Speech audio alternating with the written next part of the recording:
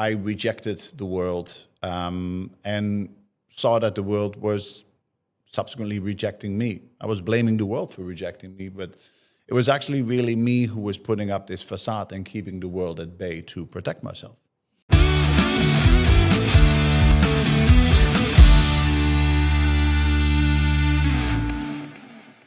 Hello, my name is Salve, and we're here today with my good friend and colleague, Eric, to talk about his journey to his professional counseling and coaching.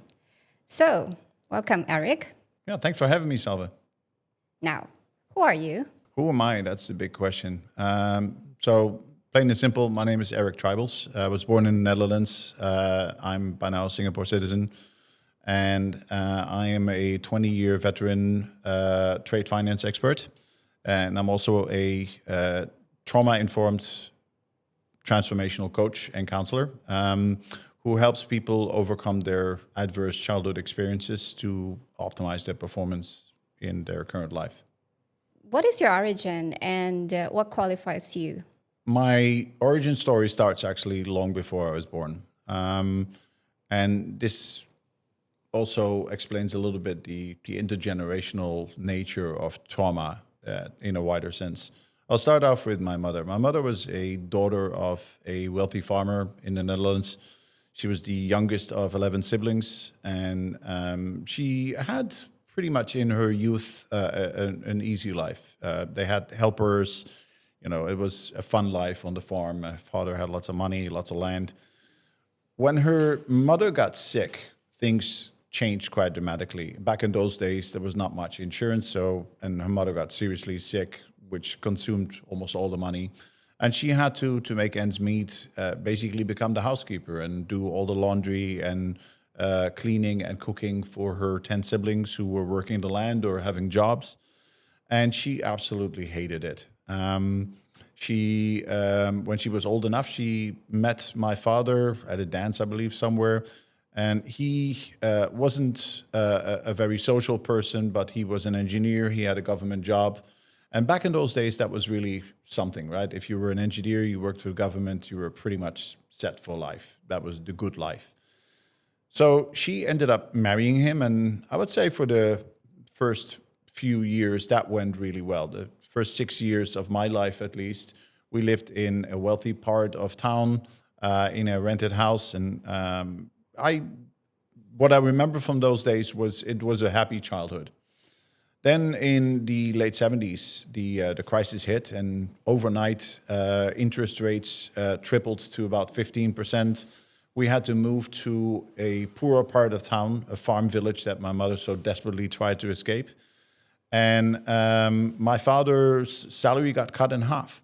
So he was working day and night to keep his job, and he spent all his time there. My mother got stuck with 2 kids in a farm village that she absolutely hated and with never enough money. So she snapped. My brother was a fairly happy-go-lucky kid. So she absolutely doted on him. He was very quiet and always happy. And I was curious and rebellious, always trying things out. So I was pretty much a natural lightning rod for her. And, with hindsight, I would say she's probably bipolar, but in those days, that wasn't really a diagnosis that you would pull. So I was, whenever I was being active, whenever I was being naughty in her view, I was attracting all of her attention, and she would fly into absolute rages on an almost daily basis. There was a lot of physical abuse. The most favorite part of that was for her wooden slipper, which she would crack on my head or any body part that she could catch until her rage was over. It was not so much the physical blows that were painful. It was really what she was saying and the fire in her pitch black eyes that, would pour absolute hatred out. She would say things like, "You're a dragon, you're a demon. I wish you were never born. Can you just die on me?" And, after a while, you just really switch off from that. I mean, you just want to disappear altogether. So her favorite game was for pretending that she would call a boarding school or juvenile institution and send me away And then I would never see her again. And obviously I would be sobbing at her feet. I was maybe like 8 years old or something, begging her to not send me away. And that would kind of cool her down for a bit. At school, it was probably not much better. I would get up, beaten up frequently. And whenever I would get home, my mother would just drag me through the streets, hauling at windows, going, "Who beat up my son?" Obviously, nobody ever answered that. Or she would just beat me up as well because she would think that I probably caused the trouble to begin with. In town, we were not a very popular family. As a matter of fact, most people wanted us gone. My mother was walking around in her fur coat, looking down on all the farmers, and absolutely hated being there. My father didn't spend a word talking to them, couldn't even look at them because he was so obsessed with his job. And people pretty much started gathering in front of our house, screaming that we should just leave town. They would take bicycle chains and just beat the garage door to try to drive us out of town. And really, that was my childhood for the longest time. My father rarely intervened in any of these abuses. He would rarely be around to begin with, and if he was, he would just respond with more beatings. The one time that he did open his mouth was when I was old enough to just defend myself, and my mother thought that I was going to hit her back. And he took me aside and told me that if I can't act normal to my mother, then I would just have to leave. I think I was about 10 or 11 years old back then. So I grew up angry and, decided for myself, if I need to defend myself, I'll just be big and scary. So most of my friends, they were criminals. They were hitmen, arms smugglers, drug dealers. And, I was always walking around with a knife in my boot. I wanted to be perceived as scary, and my parents were indeed scared of me. At home, it was more like a Cold War until I moved out, silent hostility.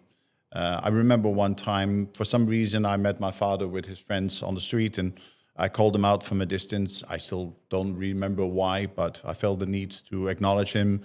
And he ignored me. And when he came home, he explained to me that I should never greet him on the street anymore because he didn't want to acknowledge me. He was ashamed of me. So I knew basically that I had no parents.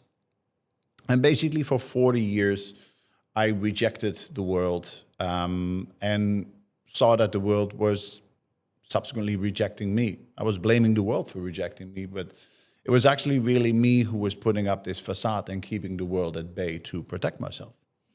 When I started working, I changed countries several times. I spent working in 4 different countries. I got married twice, and nothing ever really changed. I always, decided to change my environment and see if that would help. And failure would always follow me. And it took me a long time to realize that the problem is not the world. The problem is how I address the world. And if I keep putting up a wall because I think the world is going to hurt me, then the world would never reach out and connect with me.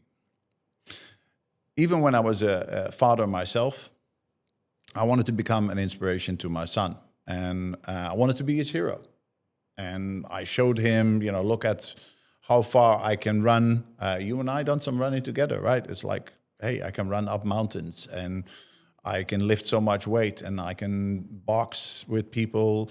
And he, at some stage, he was still fairly young, like maybe 7 years old. He told me, look, you're you, I'm me. You're strong and I'm weak. You can do anything and I fail at everything.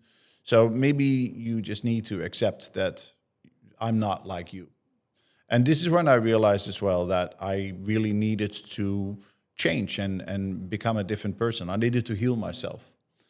And in that process, I realized indeed that I was rejecting the world. And I realized that there were many people that were living lives like me in that way, thinking that they're failures, even though what they're doing is just responding to past situations. Instead of looking at what's right in front of you, you respond with old triggers that keep tripping you up. And when I started coaching, counseling inmates in Changi prison, this is where I realized that actually my stories inspire a lot of other people. These other people, they recognize themselves in those stories. I realized that whatever little healing successes I would book, I would be able to share back with people, and it would help them on their own journey. I started coaching within the company that I worked for, and getting a coaching degree. And I realized that holding space for people and giving back, giving a safe space for people to actually think about their own issues and how they can move forward from them was extremely rewarding. And this is how I ended up leveraging my own healing journey and the lessons that I learned from that, the stories that I learned from that, into coaching and counseling. During the counseling in prison, I also remember that there were lots of people asking me to write down my stories, and this is where I eventually published a book as well. Well, many people, there's a lot of professions out there offering coaching. But what makes your coaching and your counseling services unique? Indeed, there is a lot of coaches out there, and it seems to be that ever since COVID, there is a massive amount of people going into some form of mental well-being. And I think, first of all, it's a good thing, because during COVID alone, I remember that there were many people coming to me saying, hey, you know what? Now that you strip away, all the water cooler conversations and all the colleague catch-ups, and I just have to do my work from home, actually, I hate my job. And some people even came to me and said, my relationship is not great either. Now that I spend 24/7 with my partner, I realized that we're really not doing well together. So a lot of people started looking at their own life and how they can actually become better in terms of mental well-being. For myself, I combine the experience of coaching and counseling and the education that I got in both topics with my own healing journey, which means that I can profoundly understand where people are coming from when they keep tripping themselves up. This whole idea of adverse childhood experiences has given people significantly the feeling that they're stuck. There's even studies done on that 75% of people these days in working profession feel that they're stuck either privately or publicly. And a lot of that has to do with the fact that in crucial situations where we need to perform, where we are going for a job interview, we are setting up a meeting, we are responding not to what's right in front of us, but we get triggered by something that somebody says, and we respond with stuff from the past. We respond with our baggage. And if you're able to unhook that, you will be able to perform so much better. I've gone through that journey, so I can actually understand these people with a lot more empathy. So it's not just coaching and guiding people to find their own solution. I understand very much the journey that they're going through in that process. So you've been a banker for almost 20 years, but you don't look like a typical banker. You don't behave, you don't talk, you don't think like a typical banker would normally be. Why is that? It's a very good question, and I'm aware that I am very uniquely me. I have, because of my background, I have complex PTSD, I have split personality disorder, and I respond in a unique way to things. I've learned to adjust to my environment in being a functional member of society, but I also know that I typically respond in a different way. Rather than trying to conform with what I think is normal, I have, first of all, understood that there is no such thing as normal. many of us try to conform to the average, even though nobody really aligns with the average and everybody is unique. But also I've learned to accept that my uniqueness at times can be an advantage, and I try to leverage these strengths while I explain, and I've accepted that sometimes I do not behave the way people expect me to behave. And I've learned to manage that effect as well.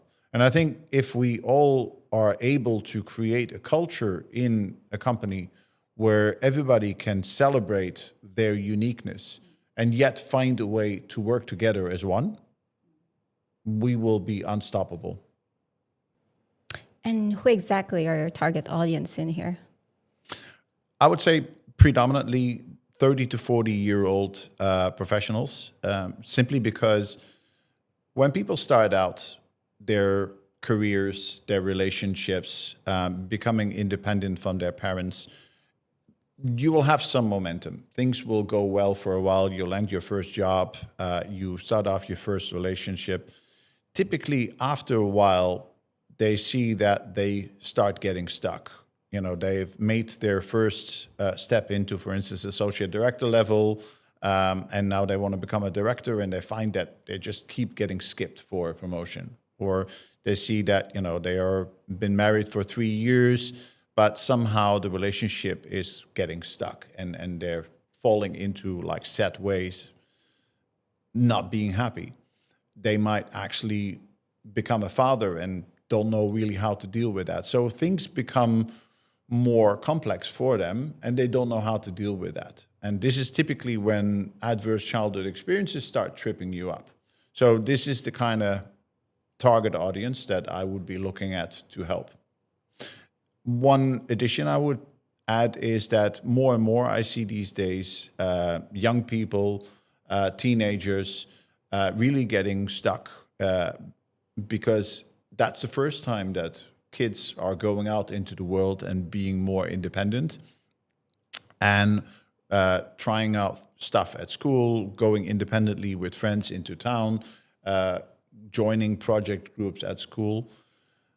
The world has become a lot more volatile, so these kids need to be a lot more diversely oriented. They need to be able to pivot on a dime because things are changing really fast. Whether you're talking about, you know, political situations, but also AI and everything around it, the world changes really fast, and kids are really struggling with that. And on top of that, you see that there is a lot of recession in friendship. So there's a report that came out as well this year from the National Youth Council around the friendship recession, where it showed that the number of close personal friendships that teenagers have these days is dramatically falling. So if you add everything together, that's really another target audience that I'm looking to work with. Teenagers looking to become independent, but really struggling in a very volatile world and with increasingly less friends to connect with. So you do a lot of public speaking.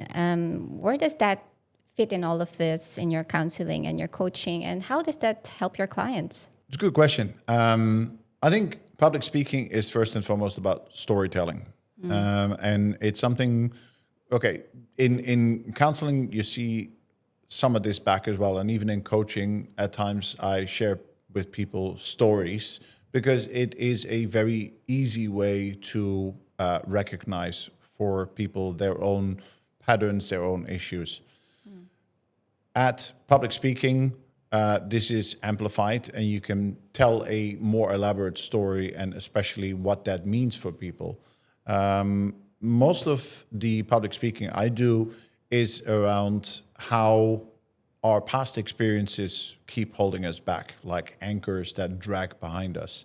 I explain, based on my own stories, what was holding me back and how I unhooked those anchors. And then I present to people a framework for unhooking their own anchors. And this is something that's applicable both in corporate settings, where I talk to companies on self-leadership, both personal and professional, for their leaders, but also their staff, as well as team leadership and even business leadership. and how do you actually leverage that capability.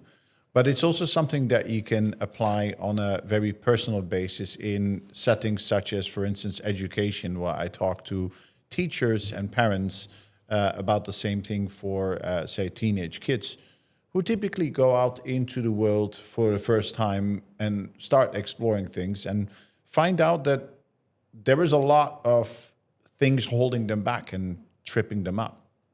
What I'm also looking to do is to offer lunch and learns to corporates to help staff with sticky performance issues. In the current very volatile world, companies need to pivot on a dime, and they need their staff to be able to pivot on a dime, have this 365-degree view on the world, because the next opportunity can come from anywhere. Having staff respond to their past instead of to what's right in front of them is not helpful. And this is where you see that staff get stuck on their performance and performance issues become sticky. So this is something that I'm looking to set up lunch and learns for as well with companies for their staff to unhook those anchors from the past and to understand the framework behind that. And this should lead to staff that is a lot more dynamic, a lot more able to respond to what's right in front of them. So you've recently written and published a book, Not So Tough, Rise Above the Mess, is it? Yes. Tell us about it. I think the inspiration for the book, as I just mentioned, came from some of the inmates. I've been counseling inmates for about 18 years. And one thing that I truly believe in is storytelling. If you tell a person a personal story about hardship and how you got over that, and you distill the essence of it, it will tell a better picture than pages of theory. People will really understand their own issues a lot better with that. And that's my experience as well with inmates. If I tell them about how I kept tripping myself up, how my anger about my past keeps holding me back in the present, and how I am now managing that, I see a lot of recognition. So inmates would often ask me to write down these stories so I can actually take them back into their cell and read them. I remember specifically one inmate, let's just call him Casey, but he was a big guy, a silent guy, and I would say quite angry looking. He wasn't really connecting in the counseling sessions. And after the session, I asked him, I saw the knuckles all being, scarred. And I asked him, Kung Fu or boxing? And this is the first time he started smiling. And he said, boxing. So I explained to him that I'm boxing as well and invited him to come to the sports school that I go to when he gets released. And it really helped me open up that relationship with him. And he started becoming a lot more engaged and shared some of his own journeys as well. So later on, he actually joined as well the Buddhist Fellowship, and I saw him there back, which to me is a good sign that, the people who come out of prison, they've landed well. If they come to a organization and start volunteering, start participating in society, it's a sign that they have picked up on the right track. And I think that my stories have kind of helped me give that to him. And the book itself is really giving back to people on that. Now, some people, they read the book as a autobiography, which it is. It is me as a current healed version of myself narrating my younger self and talking about what I'm experiencing and why I'm experiencing that, and also how I would typically now solve that, address that. But it's also drawing out very specific lessons. So some people read it A to Z as an autobiography. Some people, they read it more specifically on topics and finding out how to draw lessons for that specific topic. It's a book that is not easy for people to read, especially if you got trauma history yourself. Some people admitted that they spent the whole night through reading it, and mentioned that they found it both the hardest and easiest book to ever read, because it reminded them of so many different issues that they went through themselves, very emotional issues that they had to overcome. But also it gave them a recognition that they were not alone, and that a lot of people were actually going through something similar. And that gives people a form of recognition that they're not freaks, they're not failures. They're actually normal given the situation they grew up in. And they start finally understanding why they are like they are. Where can we find it? I mean, where can we source it? Yes, well, first of all, everybody, please go buy. The book is available on Amazon in various countries. So whether it's in Singapore or UK, Australia, US, Amazon.com. And it's also available in Singapore and Cunha, and hopefully at some stage in public libraries, still under discussion.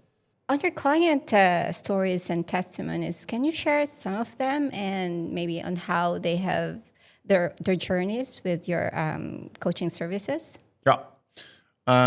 There's one that comes to my mind, which is a story very close to my heart. I was coaching a young HR professional in Nigeria. Her name was Chika, and she was really struggling with work stress. She, being in HR, she would, on a monthly basis, whenever the pay slips would get out, be overflown with people complaining that the pay was not correct and there were things missing or wrongly calculated. And she would always be ready for everybody and then be completely exhausted. Her marriage was not going too well, and she had a 14-year-old autistic daughter for whom she never had any time. And we started unpeeling that onion to see how it got to that point, why she felt that, she needed to always be there for everybody.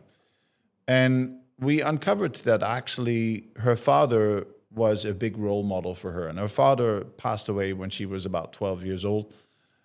He was always available. He was always there for everybody. And somehow she's taken it on herself to be like her father and be there whenever people would need it. But it means as well that she had zero boundaries. And it means that by the time that she was done helping everybody, there was no energy left for herself or for her family. So what we did is acknowledge that, she wants to do right by her father, but also needs some healthy boundaries. And because she understands why she struggles with these boundaries, she was slowly able to put those boundaries in place. That actually helped her not just be more present for her family, but also get a promotion. She got a promotion in her job to executive director level.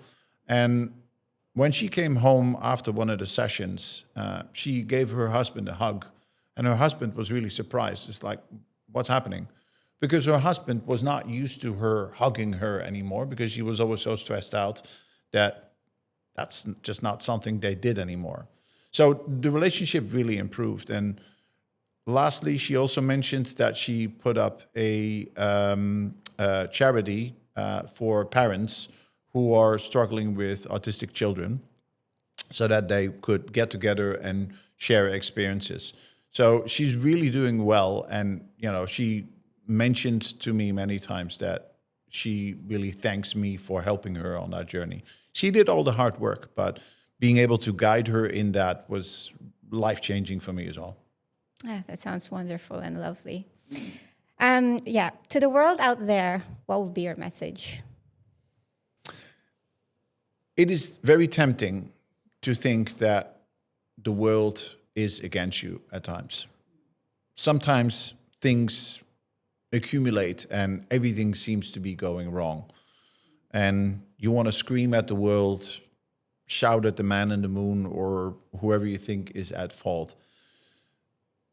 Bottom line is, the world is responding fairly impartially to how you are. There's no favors being pulled. the way you show up in the world is the way the world responds to you. So while it's understandable to defend yourself and brace yourself for failure when you put yourself out there, because failure is inevitable, the more you put yourself out there rejecting the world to begin with, embracing failure from the start, the more you will lead to failure, and it becomes a vicious circle. At the same time, the more you are believing that success will be inevitable and eventually you will succeed, the more the world will actually give you success. And that's a virtuous circle. So you really do need to believe that, but also understand how you show up in the world. Once you understand that game, life will become easier. And do you have any upcoming public speaking engagements that we can look forward to? Yes, actually, I am organizing on the 19th of September in Third Floor Socials on Orchard Road. It's above Design SG on the third floor. I'm organizing a talk with parents. It's more like a workshop on unhooking your anchors. It's meant for parents of teenage kids, how to unhook your anchors, interactive dialogue, including drinks, snacks, and a copy of my book. So if you're interested, please do reach out to me, and I'm happy to sign you up. All right. Thank you so much, Eric, for your time. Before we go, any final message for our viewers?